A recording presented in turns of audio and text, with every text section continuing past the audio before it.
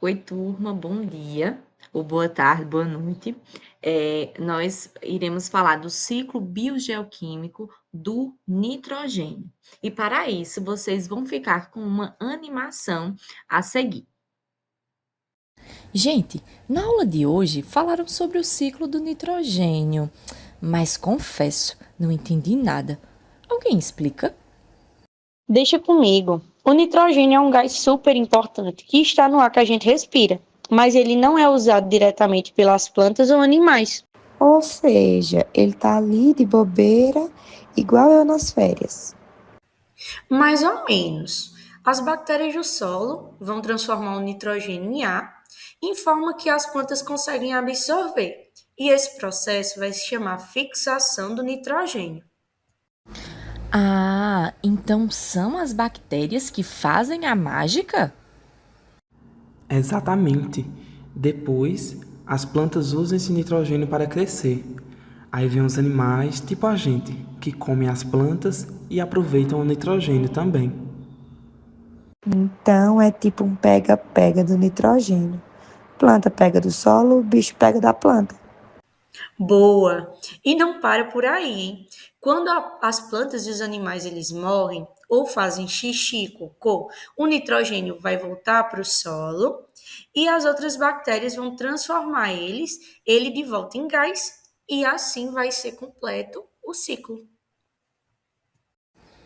Que legal! Então o nitrogênio nunca some, ele fica viajando pela natureza. Isso mesmo, é um ciclo que mantém a vida funcionando. Valeu, bactérias. Vocês são as verdadeiras heroínas. Então, gente, né, após essa animação, vocês terem visto essa animação, nós iremos falar um pouquinho, né, sobre esse ciclo do nitrogênio, porque nós sabemos que esses elementos, eles não são descartados, eles são apenas transformados na natureza. Então, em relação ao ciclo do nitrogênio, ele tem 4 etapas, que é a fixação, ou seja, esse nitrogênio ele está na atmosfera e ele vai ser fixado por algum tipo de fixação. Depois, ele vai se tornar amonizado, depois vai ser nitrificado e depois vai ser desnitrificado, ou seja, ele vai voltar à atmosfera por alguns mecanismos. Então, em relação à primeira etapa, é a fixação. E nós temos dois tipos de fixação: uma biológica e outra atmosférica.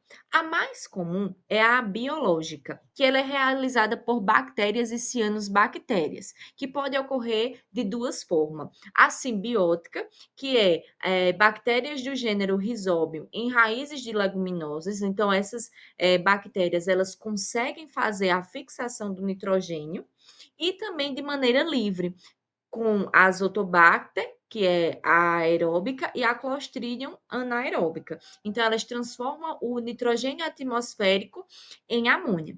E nós temos outro tipo de fixação, que é a atmosférica, que ocorre naturalmente durante descargas elétricas. Elas são mais incomuns, porque são os raios que eles são incididos na Terra, e aí a alta temperatura e pressão converte, né, os óxidos de nitrogênio em nitratos ao cair com a chuva. Mas as quantidades de amônia produzidas nesse processo, no entanto, são bem pequenas. Então a gente vê que a biológica ela é mais comum. E nós vemos aqui, né, no slide, que a primeira etapa ela é aí correspondente à fixação. Nós temos a segunda etapa, que é a amonização, e ela ocorre a partir da decomposição da matéria orgânica, né? Primeiro ocorre a decomposição, que é liberada amônia no ambiente, depois essa amônia reage com a água que está presente lá no solo, formando o hidróxido de amônio. Então, gera a amônia.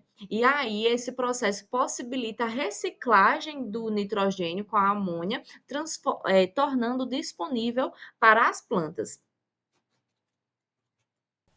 Então, gente, dando continuidade, né, ao ciclo do nitrogênio, Falando agora sobre a nitrificação, que seria o terceiro estágio do ciclo, né? A nitrificação que consiste justamente naquele amônio que foi produzido, né, na fase anterior, na amonização. Então, esse amônio ele vai ser oxidado a nitrato. Né? Uma dessas bactérias que são chamadas nitrificantes, né, vão utilizar o amônio, né, que foi produzido, como fonte de energia, ou seja, eles vão oxidar esse amônio para ter energia e vão utilizar o CO2 para ter sua fonte de carbono. Ok? Só que esse processo de nitrificação, ele acontece em duas etapas e é feito também por bactérias, né, como eu tinha dito, mas são bactérias aeróbias, ou seja, que precisam de oxigênio, né, visto que é uma reação de oxidação. E essas duas etapas, vocês podem perceber aqui, são chamadas de nitrosação e de nitratação. A nitrosação, a primeira etapa da nitrificação, é realizada por bactérias do gênero Nitrosomonas, certo? Que vão pegar esse amônio juntamente com o oxigênio e vão produzir íons de hidrogênio, o nitrito e água com energia também, certo? Então, aqui nessa primeira etapa, o amônio ele é oxidado em nitrito, certo? Na segunda etapa da nitrificação, que é chamada de nitratação, é realizado pelas bactérias do gênero Nitrobacter. Esse nitrito que foi produzido vai ser agora transformado, oxidado, né, melhor dizendo, em nitrato, mais a energia. Né? Lembrando que o nitrato justamente é a forma final da nitrificação, né, do amônio transformado em nitrato. Só que para isso ele passou pela nitrosação e a nitratação, a partir, né, da ação dessas bactérias, Nitrosomonas e Nitrobacter, né, que são aeróbias, né, que estão ali agindo na presença de oxigênio, certo?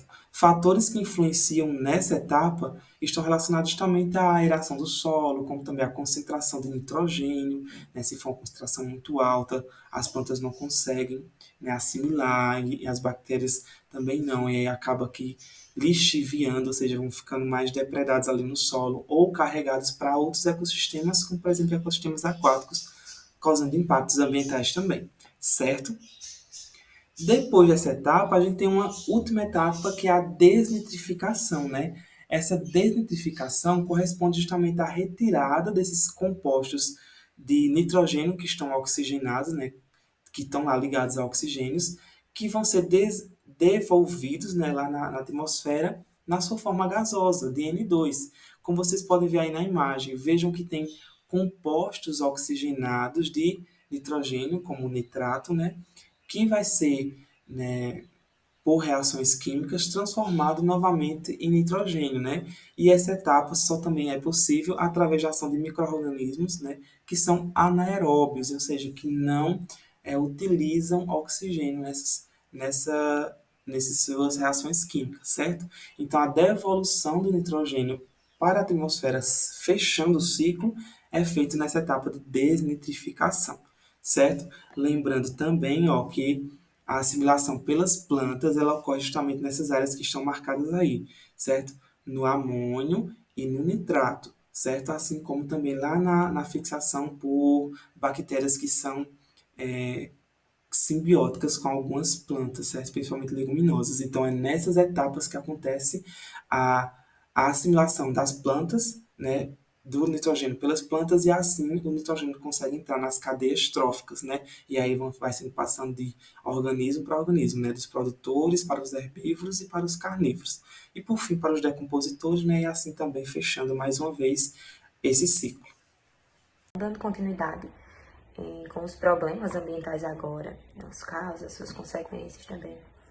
E nós escolhemos a eutrofização, que é um processo, um problema ambiental muito grave, muito facetado, e que está relacionado aí diretamente com o acúmulo de nutrientes, né? Como é o caso do fósforo, do nitrogênio. Esse acúmulo de nutrientes ele vai ser chamado aí de enriquecimento trófico, que vai resultar majoritariamente em ações antrópicas, né?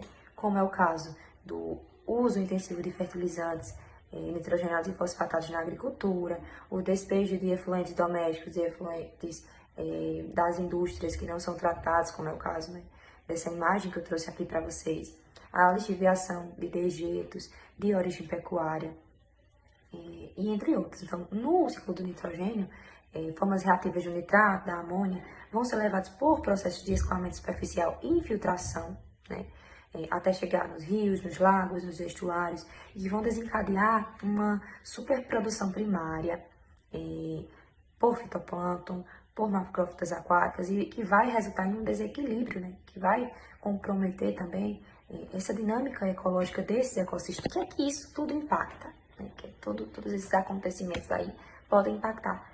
Além desse desequilíbrio que eu já falei para vocês, né, vai aí trazer uma explosão populacional de algas, que por muitas vezes cianobactérias potencialmente tóxicas, seguida por morte, decomposição, que vai intensificar a atividade bacteriana dessa região e o consumo do oxigênio dissolvido, levando à hipoxia, à anoxia, né, que vão aí ser condições que vão resultar na mortandade de peixes, desses invertebrados aquáticos que eu deixei explícito para vocês, né, os moluscos, os crustáceos, e na degradação desses ambientes aquáticos. E também há um comprometimento social, um comprometimento econômico, né, relacionado também a essa proliferação de algas, que pode comprometer reservatórios de abastecimento público, e isso tudo exige um tratamento que é caro. Eu trouxe para vocês o caso aí, né, das comunidades ribeirinhas, dos pescadores artesanais que sofrem com a redução dos seus estoques pesqueiros pelo processo de eutrofização. Né. Causa também uma inviabilidade das atividades recreativas nessa região, né, a água suja, empobrecida, então vai causar também esse empobrecimento nessas atividades, né. E em casos mais severos também, a gente tem ainda a exposição das pessoas dessas comunidades à toxina que é produzida por algumas cianobactérias, como eu já citei, como a microcistina, né, que ela pode representar diversos prejuízos, riscos à saúde, incluindo distúrbios hepáticos, também neurológicos. Então, é algo que há uma necessidade de um apoio, né, das políticas públicas, um olhar diferenciado das políticas públicas. Olá, pessoal. A gente trouxe agora para vocês aqui algumas soluções para mitigar a questão dessa problemática que a gente apresentou, né, durante o nosso trabalho. A primeira solução que eu trouxe aqui para vocês foram a questão das zonas ripárias ou matas ciliares. O que é isso, né? Zonas ripárias ou matas ciliares são faixas de vegetação natural ou até mesmo restaurada que ficam ao longo dos corpos d'água. E essas vão atuar como forma de filtro, ou seja, vai filtrar os nutrientes que ali estão. No caso da gente, o oxigênio, que vem proveniente justamente do escoamento agrícola nesses locais. E eles vão servir para que para que impeça, né, que esses nutrientes eles cheguem completamente a esses corpos de água. Estudos vão indicar, né, que zonas ripárias com vegetação herbácea e arbórea elas vão apresentar uma alta taxa de redução do nitrogênio, destacando como uma potencial solução baseada na natureza, né, para a mitigação desse problema, né, dos nutrientes e armazenamento de água. A próxima agora que a gente vai falar, né, é da questão da gestão agrícola sustentável, que as práticas agrícolas adequadas, elas vão ser essenciais, né, para controlar a entrada do oxigênio nos ecossistemas aquáticos. E isso vai incluir, né, a implicação precisa de fertilizantes, o uso de culturas de cobertura e a rotação de culturas. Essas medidas elas vão reduzir o excesso de nitrogênio no solo e, consequentemente, o seu escoamento para os corpos d'água.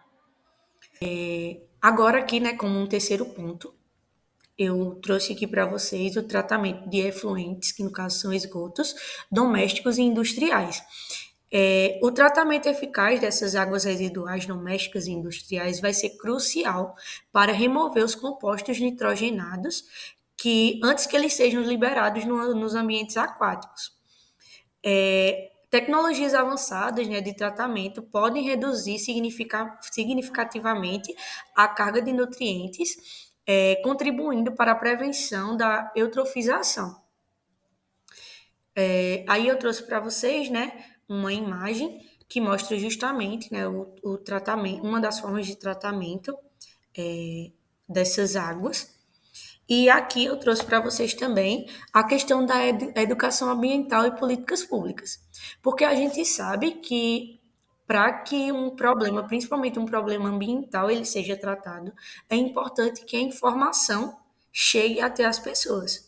Então, a educação ambiental, né, e também a aplicação de políticas públicas vindas diretamente, no caso, dos órgãos governamentais, né, vai ajudar completamente para conscientizar a população a respeito do impacto que o excesso de nitrogênio, né, vai causar no meio ambiente. E as políticas públicas justamente para evitar que esse impacto seja tão grande.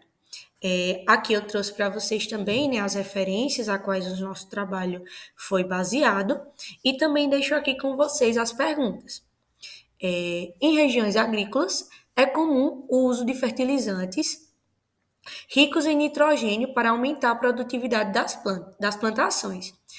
Mas o excesso do nitrogênio no solo pode interferir no ciclo desse elemento e causar impactos ambientais em ecossistemas aquáticos. Aí eu quero agora que vocês expliquem como isso acontece e qual é esse impacto. A segunda pergunta é: de que maneira a fixação biológica do nitrogênio e a desnitrificação vão influenciar no equilíbrio das cadeias tróficas e a disponibilidade de nutrientes nos ecossistemas terrestres e aquáticos?